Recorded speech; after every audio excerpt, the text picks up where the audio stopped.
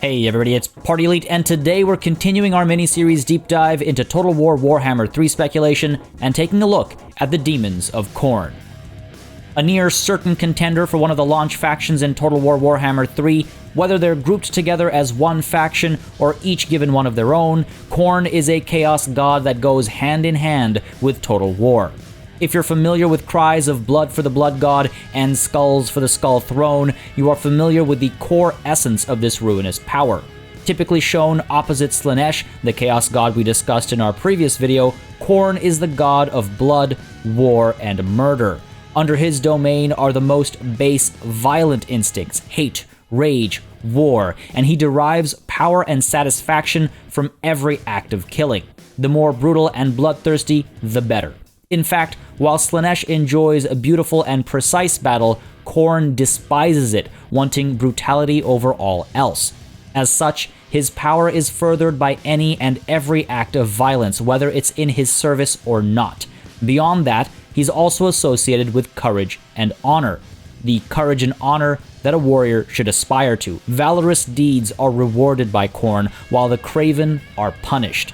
As we collect blood for the Blood God and skulls for the Skull Throne, don't forget to help me collect likes for the Like God and subs for the Sub Throne if you want more of these Warhammer 3 speculation videos.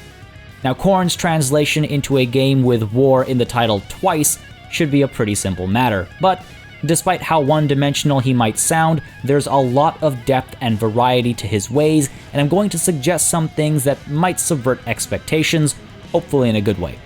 As I've stated in the Slaanesh video, I think that at launch we're going to see the Daemons of Chaos represented both by their demon and their warrior counterparts. I think we're going to see one sub-faction led by a champion and another led by a greater demon, with a champion taking charge of one of the northern tribes. But we'll leave talk of campaign mechanics for later on in the video. For now, grab your milk and cornflakes as we kick things off with talk of battlefield mechanics and units. Khorne and brute strength go hand in hand, and as such, he is perhaps the easiest of the Ruinous Powers to translate into battlefield mechanics and systems. This brute strength should be quite apparent across the board for units in visible and hidden stats. Higher melee attack and better weapon damage stats would reflect the desire to hit and hit hard, but slower attack intervals and lower melee defense would balance it out while representing the overly aggressive approach. There's a reason why every punch in a boxing match isn't a haymaker.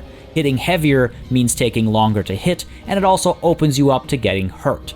These reductions will be less apparent among higher tier troops though. That's the difference between a lowly worshipper and a chosen or champion or proper warrior demon. These units actually know how to fight rather than just lashing out violently. I don't think speed itself will suffer, instead it'll likely be right down the middle, just average all around, while charge speed and charge bonuses might also get slight buffs. Khorne is also very strongly opposed to sorcery. He despises it and thinks it's the coward's way, so I expect that Khornate factions will have very little or perhaps no access to magic, and I also suspect they might have a small weakness to magic, taking more damage from casters, or the angle I go for throughout this video is that they might actually have magic resistance. After all, these are gods we're talking about. If they don't like something, I doubt they're weakened by it. I'm pretty sure they're just stronger against it. As with Slaanesh and all other Chaos factions, I believe Khornate units will be split into warriors and demons, and I think the demons will all have some degree of physical resistance or ward saves, considering they're from another plane of existence. And I think the Khornate faction will also need a new variant of crumbling and disintegration when morale drops. Like I said, cowardice is unacceptable in the eyes of Khorne, and while extremely low tier units might break and flee in the old-fashioned way, I think higher tier units, both demonic and not, will fight to the death. The unbreakable trait will certainly be present on some units, especially higher tier demons, but can you imagine fighting an entire army of unbreakable units? It would be the most painful experience. Instead, I think these Khornate units will have their morale swapped out for favor. The same system of crumbling and disintegration, just with a fresh name. At its highest, units will be favored, giving them their default stats. Anything that would make morale drop will instead reduce their favor with Khorne. As he judges them to be weaker or lesser warriors, he pays less attention to them and stops bestowing as many gifts upon them. This, in turn, would reduce the unit's skill in combat. After all, the universal gift that Khorne bestows is battle prowess, so as his favor drops lower and lower, it could have the same effect as reduced morale does, ultimately ending at unfavored when the unit starts to disintegrate. They still insist on fighting to the death, as their devotion to Khorne won't allow them to flee, but without the help of Khorne's blessings, they quickly get cut down and die. I think this is an appropriate way to represent the idea that those that are most loyal to Khorne or most devoted to Khorne are very unlikely to surrender in battle, while at the same time balancing out implementing something that's reserved for the undead, however making it make sense for humans, where, humans aren't going to disintegrate because their god gives up on them, but they might start to fight a little bit worse and get chopped down more easily. Now, demonic units, I think, are all likely to cause fear at the very least, if not terror as well, and they'll be immune to psychology too. And while higher tier warrior units might be immune to psychology as well, the less capable units will, I think, be comparatively easy to break. And while I think most Chaos Demons would cause magical damage, I wonder if it would be called something else for Khorne to be a better thematic fit. I'd mentioned in my Slaanesh video that there might be a damage over time applied in the form of Chaos Corruption, and this might help represent the demon's abilities while ignoring the concept of magic completely. I also believe that most, if not all, Khornate units will have some variant of Berserk, as we see among the Norskins. The longer they fight, the better they fight, for a limited time, of course. Finally, I like the idea of the top-level faction mechanics we saw on the battlefield in Warhammer 2, like Murderous Prowess for Dark Elves or the Realm of Souls for Tomb Kings, and I think we'll see more of the same in Warhammer 3. With Slaanesh, I discussed the idea of excess and how it might be used to summon demons. With Khorne, I think we're likely to see some similarities. As I stated earlier, all acts of violence empower Khorne. It doesn't matter if the violence stems from those who worship him or not, so he'd be more focused on bloodshed. The simple application of this would be to simply have a bar fill up based on the amount of kills that have happened across the board, and when that bar hits the maximum value, buffs are unlocked. If that sounds familiar, it's because it is. It's what the Dark Elves have, and I don't like to keep things simple on this channel. Instead, I think we're going to get a bar, sure, but the way it fills will be completely different. Rather than relying on the quantity of murder, it will reflect the quantity of battle. When nobody is engaged in melee, the bar is empty. When a quarter of the units on the battlefield are engaged in melee, the bar is at 25%. Half the units means 50%, so on and so forth, hitting 100% when every unit on the battlefield is engaged in melee. This encourages the player to use their ranged units in melee as well, and it encourages them to chase after routing units, and it also means that cycle charging will need to be better micromanaged, as the bar will empty a little when disengaging. Now, I know this sounds maybe a little strange. After all, Khorne cares for bloodshed, so he should count how much blood has been spilled, sure. But that's what I meant when I said earlier in the video that that's one dimension of Khorne. The other dimension is courage and honor and valor. And to make Khorne more interesting in the game, I feel like those other dimensions need to be relied on with things like this. Rather than just killing the enemy, you have to engage the enemy. You don't just have to spill blood, you have to be bloodthirsty. That's what makes Khorne like you. That's what I think will make this interesting. Again, I'm curious to know what all of you think, because it's interesting to see how the gods can be translated to these mechanics. So I want to know what y'all think and what y'all think is possible to make Khorne a bit more interesting than just kill for points.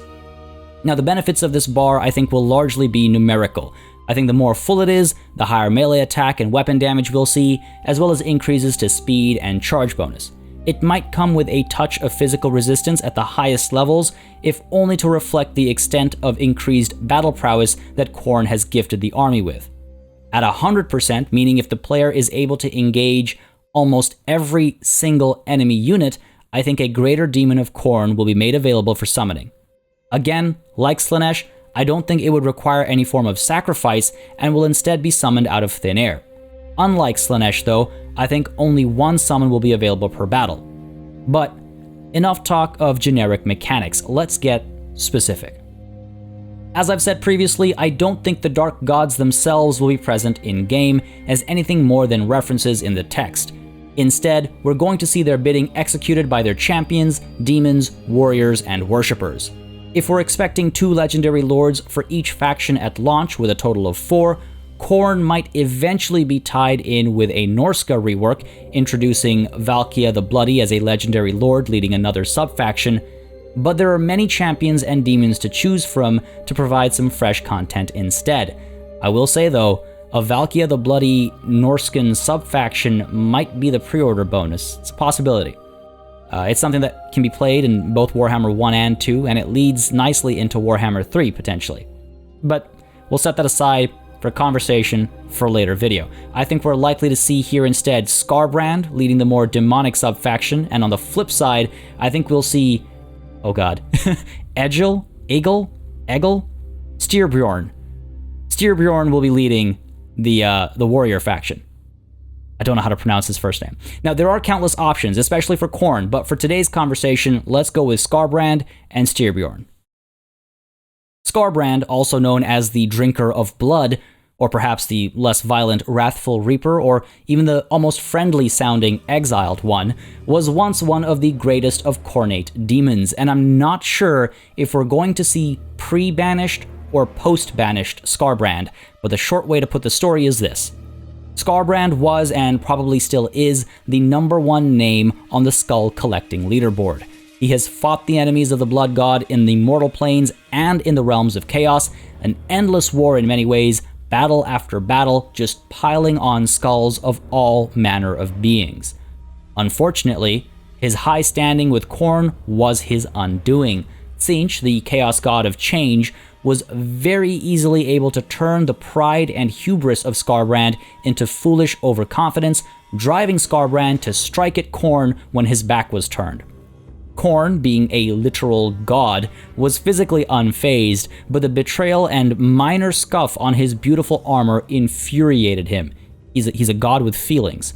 The Blood God cursed Skarbrand, gripping him by his throat, drained all purpose and identity from the demon, leaving only a pit of rage. He then climbed the tallest tower of his brass citadel and just tossed the demon into the realm of chaos, banishing him. Now, though banished and cursed, Skarbrand continues to serve Khorne. He wanders the realms, killing senselessly, with no idea as to why he does so, but empowering Khorne with his acts all the same. His mere presence sows anarchy and fills people's heart with rage, with even friends made to turn on each other. I think there's a lot of interesting campaign stuff that can come out of this backstory, and we'll touch on that closer to the end of the video because we're focused on battle mechanics right now. Before we talk about those specific battle mechanics of Skarbrand, though, it would be good to discuss the mechanics of the generic lord type that he'd be built upon, the Bloodthirster. I first learned about Bloodthirsters when I was like 10, so they remain one of the coolest sounding units. Bloodthirster, just a great name. They're the deadliest of Khorne's servants, and perhaps the strongest of demons. Bloodthirsters live to kill. War made incarnate. They are the embodiment of rage. Blood red, large and imposing, dog-faced with legs of a goat, the upper body of a man, and massive wings that bring furious storms with each flap. Bloodthirsters are covered in fur and brass armor that is forged directly upon the flesh of the demon, becoming a part of the being with a base mind of its own that hungers for bloodshed. Bloodthirsters are cunning on the battlefield, able to bind warriors to their murderous will, and able to overcome the finest tacticians with an uncanny ability to sense the flow of battle. When a Bloodthirster arrives on the mortal plane, hate and a hunger for violence immediately spreads around the epicenter, the sky darkening and turning red, pouring crimson rain for miles around. As the demon materializes, fury building, the mortals for miles around feel the effects. Emotions run wild, hate brews, and tempers shorten. Fights, battles, and even wars break out as rage fills the hearts of the brave and craven alike. Animals begin to lose control, turning violent, and even plants begin to grow thorns and teeth, biting at the air in the hopes of feasting on flesh. And if that doesn't horrify you, even inanimate objects are said to bleed blackened blood in the presence of a Bloodthirster. Those who fall under the influence of the Bloodthirster find themselves consumed by hatred, driven mad, seeking naught but slaughter. They are left completely corrupted. Exalted Bloodthirsters, that is, Bloodthirsters of a higher standing, exist as well, but I think they'll come later through DLC when things are really falling apart in the Warhammer world. In battle, these generic lords will come with an intensely high armor-piercing weapon damage, swinging their axe for splash damage, and striking a greater distance with their whips, which, by the way, are typically made from the hides of Slaaneshi worshippers. I imagine their strikes will be slow and their melee defense might be middling to reflect their single-mindedness. They're here to kill. When you're a beast this strong, I imagine you have little care for the poking and prodding of small swords and spears. Naturally, they'll cause fear and terror. I also imagine the weapons will both cause fire damage, and the area around the Bloodthirster might actually be hit with Kindle Flame. The extra weakness to flame there to reflect the rippling heat and the flaming trail that Bloodthirsters typically leave where they tread. An unlikely extra bit of flavor, but something that might make them tactically interesting, I think. Now, a high armor value can be expected, and I think we'll see a bound ability that reflects the living nature of this armor, something that gives a massive increase to armor temporarily, or something that increases armor when health is below a certain threshold, a reflection of the armor's own desire for the body to live longer so that it can draw more blood and collect more skulls. I also think we'll see a bound ability that represents the flapping of the wings, perhaps a vortex that can only be cast within a close radius, killing friends and foe alike. I don't think these wings will provide the ability to fly, like dragons and eagles and all, but instead we might see something more akin to Sethorial, where they might use their wings to hover past a front line or to charge into an enemy unit. I won't discount the possibility though.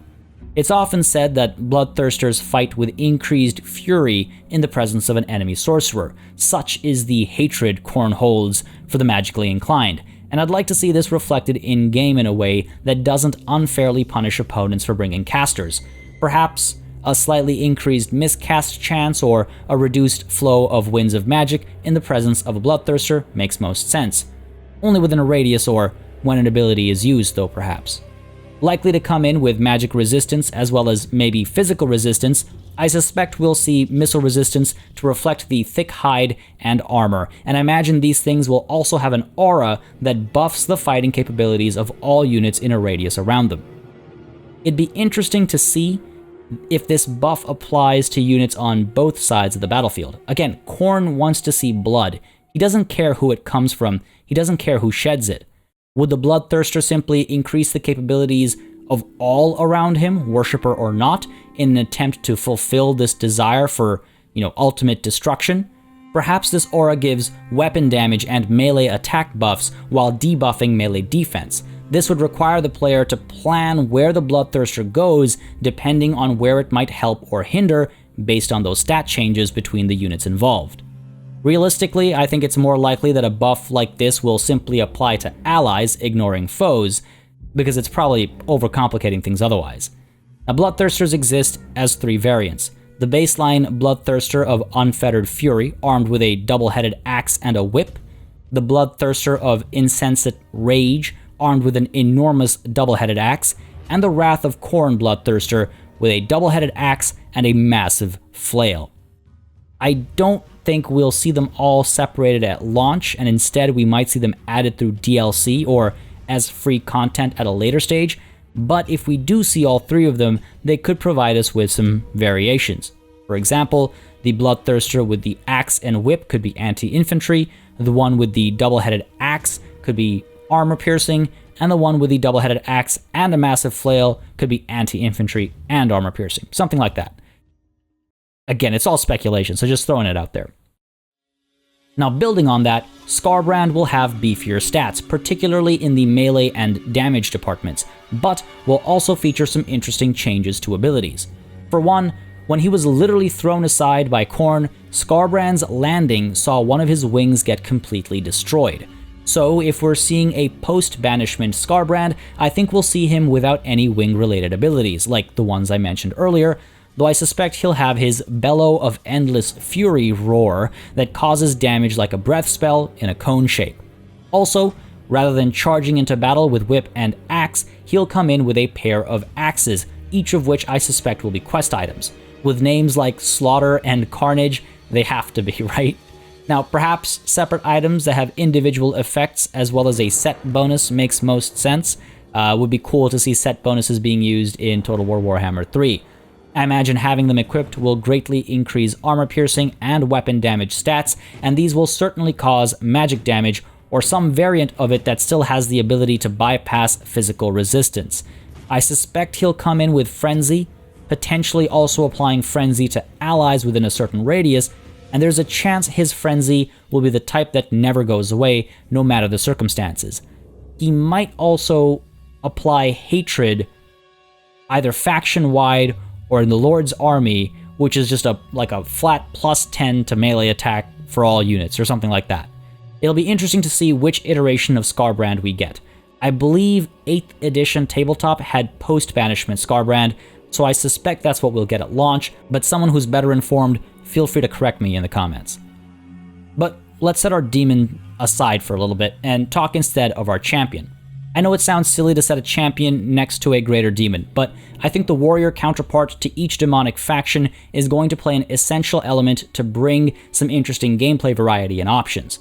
I also think demon princes will be kept separate from greater demons like the Bloodthirsters, and I think that class of lords will be added as DLC in both named and generic variants. So, let's discuss Styrbjorn of the Scalings, the mighty Jarl of Stövngard and one of the finest Khornate champions. After beheading his father in single combat, Styrbjorn not only became the leader of his clan, but also gained favor with Khorne and obtained the twin axes, Garmr and Gormr, twin double-headed axes forged by the demon smiths of Khorne at his own forge, passed from father to son for generations, holding the trapped essence of bloodthirsters each. These axes are awesome.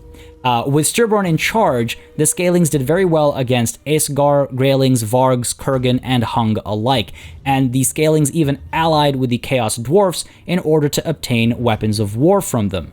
Of particular note is the Hell Cannon, Erish Kigal Namatar, I believe was its name. It's a potential regiment of renown, or maybe these warriors of chaos will have access to unique units through this relationship throughout the campaign.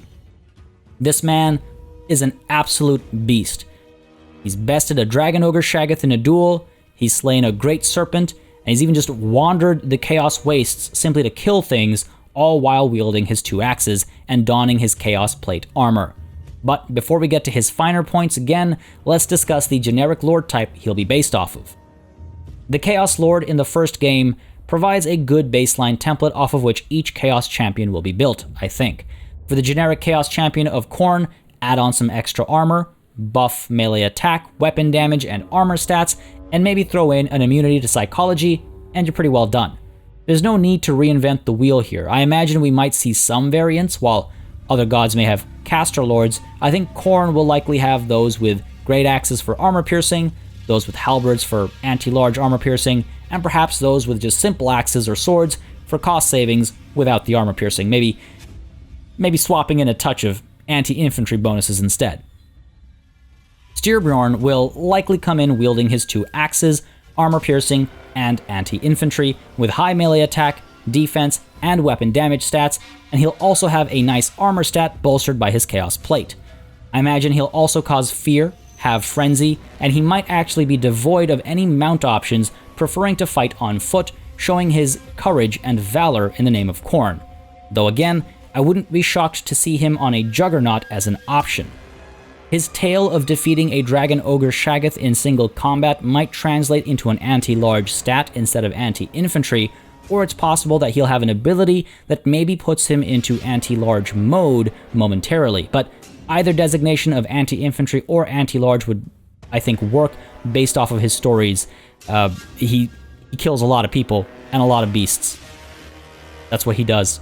Garmr and Gormr, his twin axes, will likely be quest items that buff melee capabilities and maybe add magical, fire, or some type of variant corrupting damage if not all of the above, and I suspect his Chaos Plate will either be a quest item or might just translate into an ability that gives a temporary armor buff on the battlefield. Again, I feel like he probably has a superior Chaos Plate, not just the quote-unquote average Chaos Plate.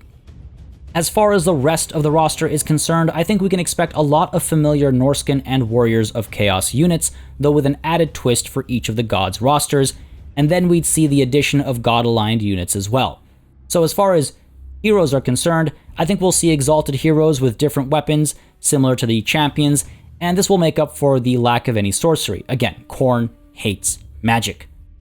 Again, keep in mind that these would all be modified a little, not only visually to reflect blessings of Khorne, in other words mutations, but we're also likely to see stats and abilities reflecting the same as well. Again, refer to the generic stuff that we discussed way at the beginning of this video. As with my discussion in the video about Slaanesh, I'd like to see some other units get upgraded to generic hero status as well. For example, a Forsaken hero left maddened by Khorne might be available as a very aggressive anti-infantry option with a type of frenzy that never goes away and with better melee stats alongside armor-piercing damage output. Before being abandoned by their gods, the Forsaken were champions of chaos, in this case champions of Khorne specifically. Sometimes they abandon weapons for mutations like claws, tentacles, and pincers, but in the case of these, I imagine we'll see them retain their weapons as often is the case, wielding twin axes, gifts from Khorne most likely, and these Forsaken would be serious damage dealers, maybe causing fire damage or armor-piercing damage and potentially causing splash damage with their swings. And while the Forsaken themselves are forsaken by their gods, I feel like the units around them might be driven to fight harder by the presence of the former champions of their gods, not because of Khornate influence, but because, and think about it, if you're fighting worse than the guy who was abandoned by Khorne, are you even worthy of his attention? So I suspect the mere presence of a Forsaken of Khorne will drive nearby allies to yell "Witness me" as they charge in with heightened melee stats, charge bonuses, and charge speeds. Some Forsaken are often re-gifted their old personalities by the gods should they survive a long time, and I can see that being the endpoint of a skill tree ranch in campaign, or as an ability that can be used on the battlefield to bolster stats or make the unit temporarily unbreakable. The first of the completely fresh heroes I expect to see is a very strange one, and that's all the more reason I'd like to see it at launch. Karanak, Hound of Vengeance, the three-headed flesh hound that literally guards Khorne's throne room and doubles as Khorne's chosen hunter to chase after those that have trespassed against him. The three heads are responsible for different things during a hunt. One can follow trails through space, no matter the terrain. Another can follow scent through time, backwards and forwards from the start of time to its very end. And the last is able to track prey through the target's mind and thoughts. And that makes the third head the most dangerous, as only mindless and insane people are able to avoid being tracked by that third head. Often, when on the hunt, the howls of Karanak will bring other flesh hounds in, eager to feast upon the target, and by the time Karanak reaches his target, hundreds of flesh hounds join, and Karanak delivers a swift killing blow, devastating and finite. After all, a prolonged, slow, or agonizing death might please Slaanesh in error. Karanak would be fast with a tremendous melee attack strength and weapon damage, though perhaps lacking any bonuses from armor-piercing or anti-infantry or anti-large traits. I also suspect a lower melee defense and minimal armor would make him a little more manageable should he get stuck in combat. Able to cause fear and terror, I can see him inspiring nearby units to fight with a greater ability, buffing their stats, and I can also see some unique abilities being attached to him. A summoning howl, for example, might bring new units of flesh hounds to the battlefield.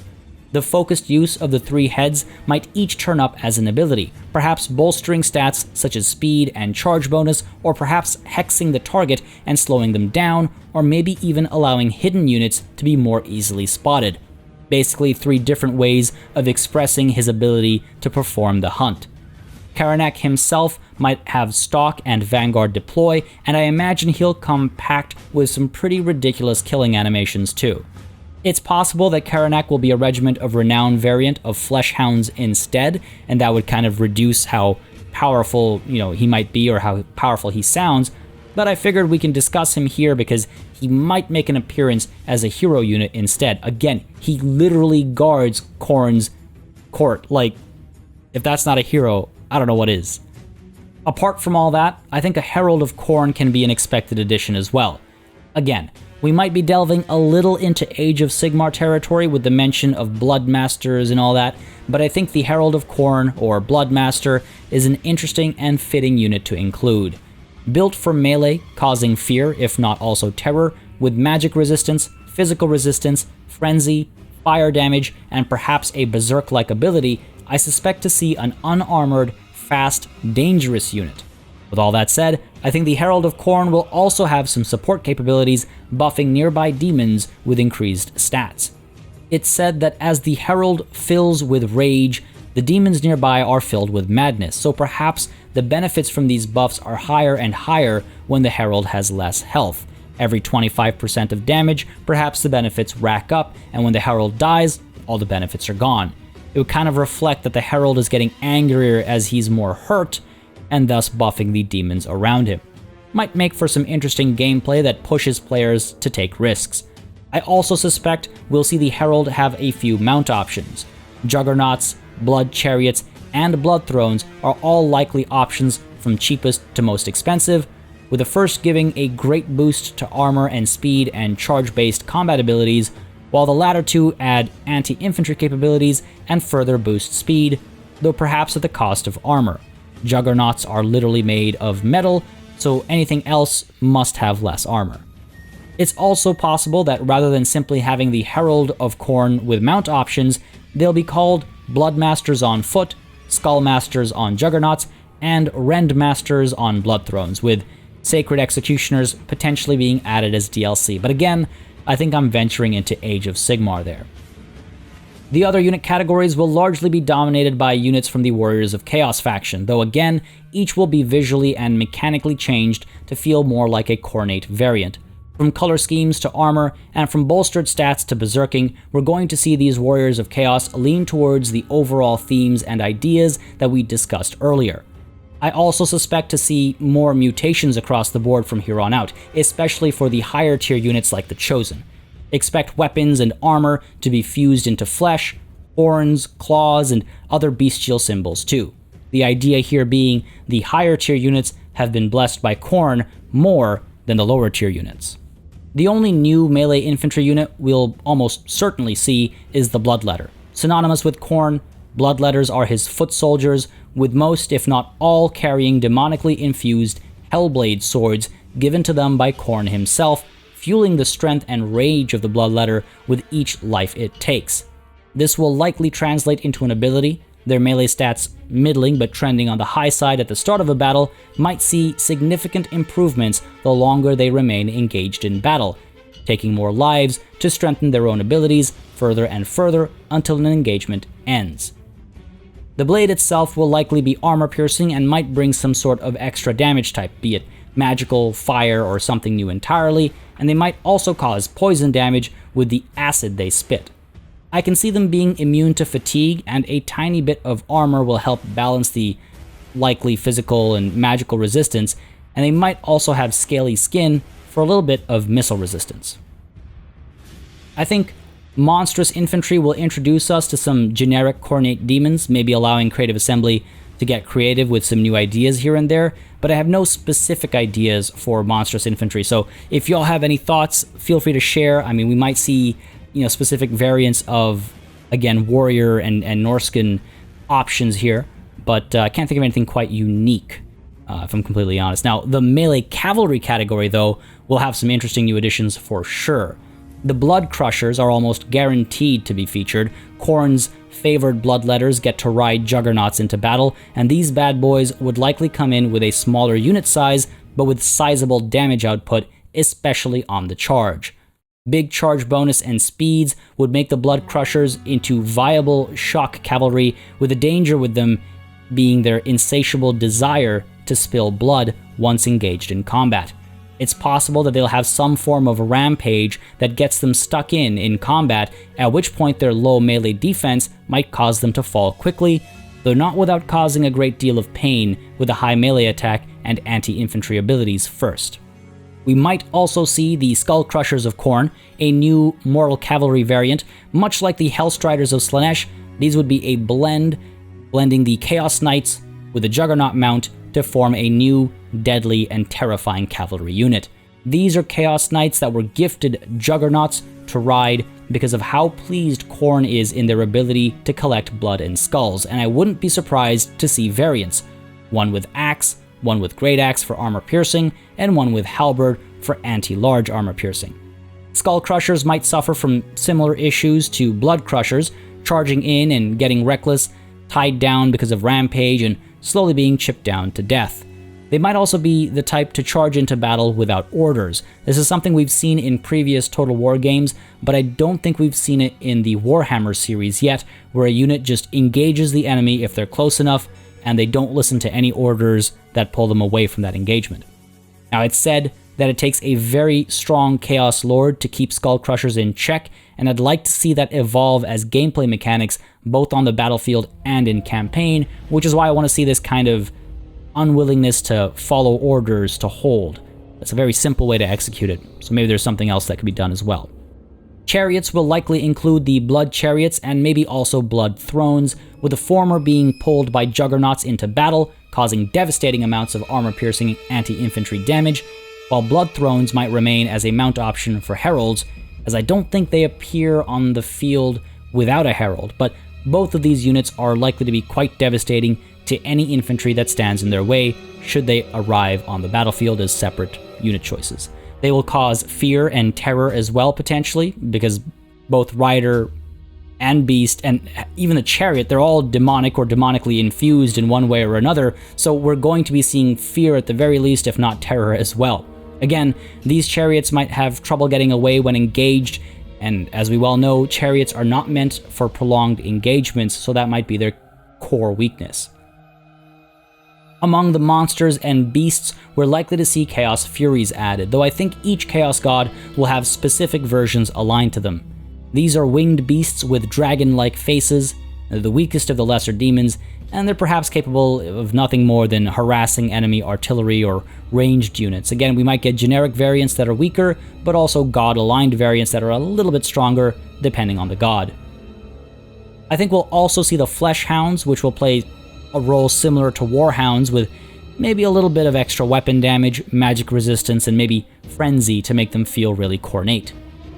The Blood Beast might also make an appearance here, a chaos spawn that's specific to Khorne, full of mindless rage and fury, not typically caring who he kills as long as he's killing. Razor-sharp barbs at the tips of tentacles, massive rippling muscles, and Khorne-driven battle madness will make a Blood Beast a terrifying foe, but they aren't known to be very intelligent. Again, I can see magic resistance, some manner of rampaging, and perhaps relatively low melee defense to reflect the mindlessness of the beast, but otherwise very similar to Chaos Spawn stat lines. I think the rare monsters will include the Slaughter Brute, though it might be left for a DLC. These mighty beasts are typically puppeteered by champions, and they are very difficult to bind, so difficult in fact that they might even have a rite dedicated to them in the campaign. Once again, we're looking at a powerful tool of destruction, as is fitting with Khorne, with high offensive stats, but perhaps poor defensive stats to balance them out. They will definitely cause fear and terror, if not for their sheer size and strength, then maybe because they are actually skilled in combat, they're not just mindless husks.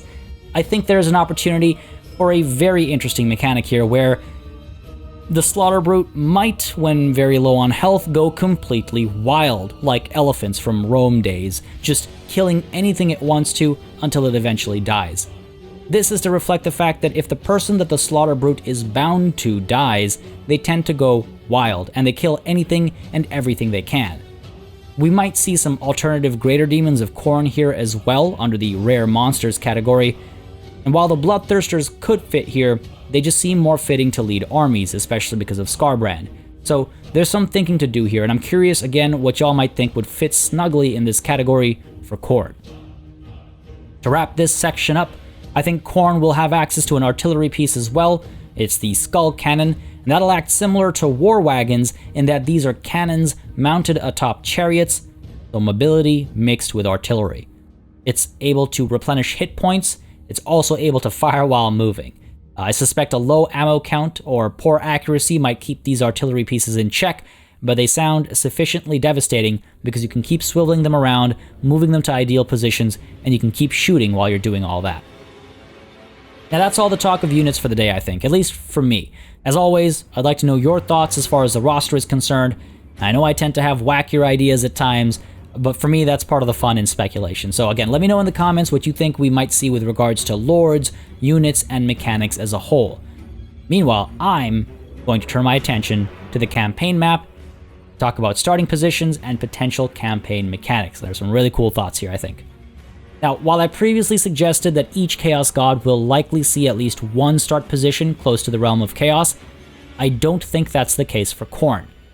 His brass citadel and skull throne might make an appearance, with the moat of boiling blood, flesh-hound guards, and massive iron gargoyles, but Khorne will continue to rest easy at the central keep of this citadel, I think, and instead, his demonic legendary lord Skarbrand will likely start with a small demonic host close to the World's Edge Mountains. Now, it's uncertain if these events transpired before or after the banishing of the demon by Khorne, but during the Skaven invasion of Karanak, a dwarven hold in this mountain range, the wonderful grey seer known as Thanquol mistakenly summoned this greater demon of Khorne when actually trying to summon a vermin lord. I think this is a golden opportunity to introduce Skarbrand into the world, and I wouldn't be surprised if his opening cinematic or campaign map overview makes reference to his summoning, hinting at the inevitable arrival of Thanquol as DLC for Game 3. Or perhaps Thanquol is a pre-order bonus with his Warhammer 2 campaign ending with the summoning of Skarbrand. It's a nice lore tie-in, and it's an interesting start position. In the lore, Skarbrand was ultimately sent packing when a dwarven master engineer blew up some demo charges to drop an axe on his head. On his way out to the Realm of Chaos, he told Thanquol that should he ever need the services of the Greater Demon again, he'd be waiting. So Skarbrand will either come in before his death, in the middle of a war between the Skaven and the dwarves, while fighting both parties, or perhaps only dwarves, or he'll come in at the behest of Thanquol at war with the dwarfs, and perhaps allied to the Skaven. Either way, there's fun to be had, and a variety of enemies to be explored in the region too, both old and new, with the addition of Chaos Dwarfs in the area, and potentially Kislev, and maybe even more. The other start position is another great lore tie-in, this time for Styrbjorn. It has to do with the fact that all his many wives were unable to give him a son capable of carrying his name on, instead giving him a total of 13 daughters.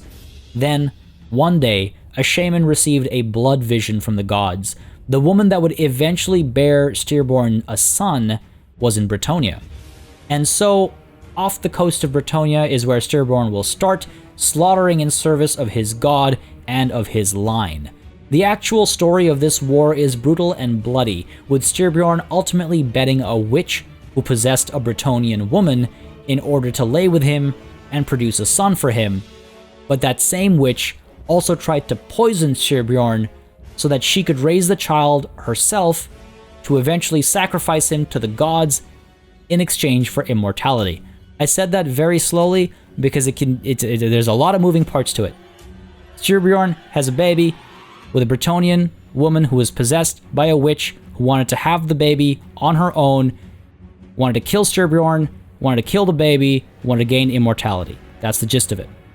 Now, over the course of this war, the child is born, Lyonesse is put under siege, they managed to snatch his baby son though, and Styrbjorn had to duel a Bretonnian Grail Knight to ensure the safe retrieval of his boy, and after winning said duel, he returned home, leaving Lyonesse standing.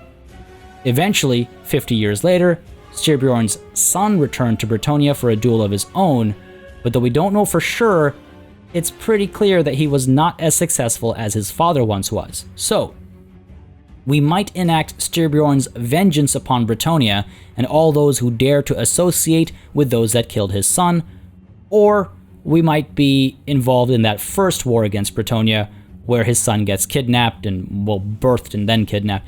Either way, this makes for a very personal story, and while it's possible, again, that we might play as the first invasion of Bretonnia, I think that's too small scale in comparison to what his return to Bretonnia would hold. At this point, he would be furious. He would hate, anyone from the south. He would kill Bretonnians without caring, chase after Telayans, Estalians, the Empire. Anyone that would associate with Bretonnia is a target, and I think that could be very interesting. Now, in the video about the Demons of Slaanesh, and even the video before that, I spoke about demon factions being capable of capturing settlements and building a proper empire, rather than just being hordes. In the case of Khorne, however, I think a horde-style approach makes the most sense, especially with either of the two potential campaigns I've outlined here. These campaigns are meant to be aggressive, with time only for violence and little room for rest.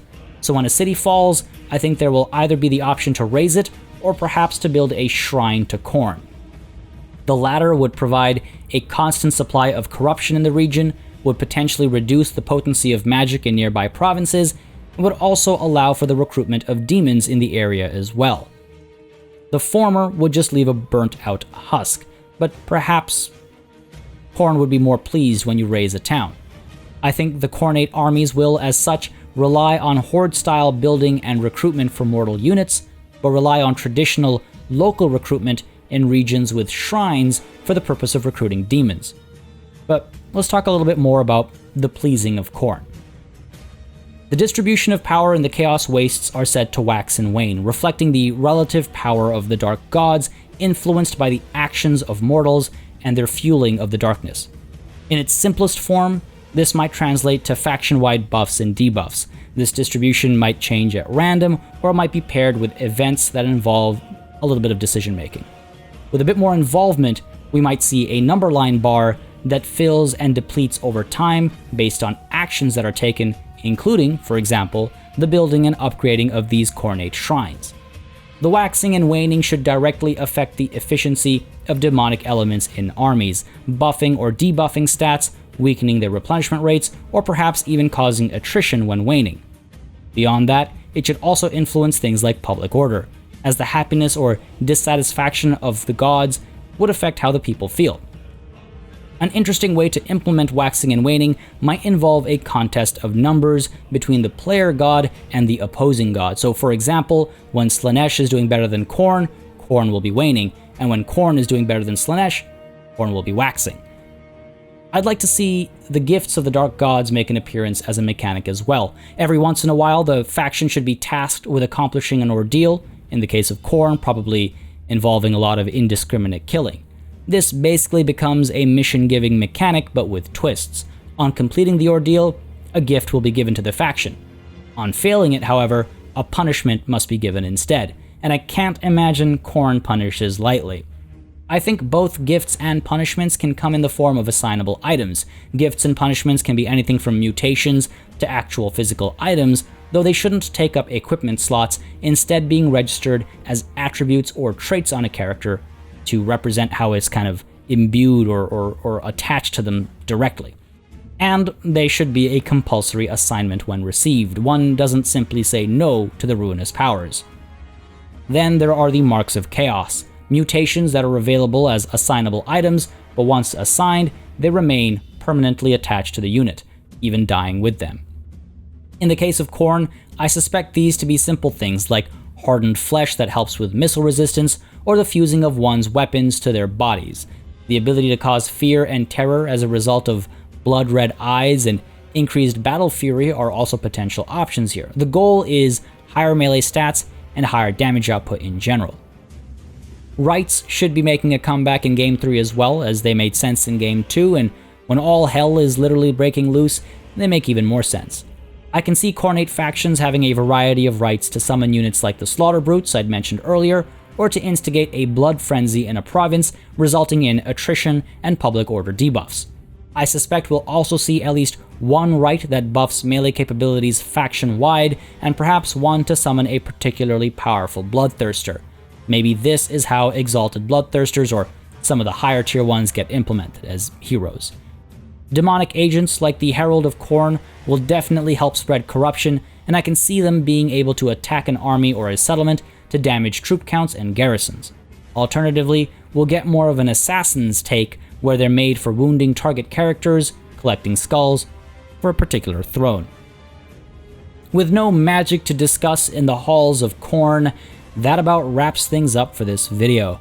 I think Khorne will be one of the easier Chaos Gods to start as, simple to grasp in many ways with lots of melee buffs available and some extremely powerful units to use as well, making battle relatively easy. Skarbrand will likely be one of the most powerful melee units in the game, and I don't think Styrbjorn will fall too far behind that mark either. As always, I'd love to hear your thoughts on the conversation today. What here sounds completely unlikely? What do you think is actually possible? Any ideas of your own that you'd like to see? Share it all in the comments below. I always enjoy reading through other people's theories and thoughts, so I'd love to see them. And make sure you subscribe to the channel to follow along with more speculation, as well as early coverage of Total War Warhammer 3 as soon as possible, and more strategy gaming content as well. A massive thanks, as always, goes out to all my channel members and patrons for supporting the channel on a monthly basis, and a big old thanks goes out to each and every one of you for watching. Until next time, cheers.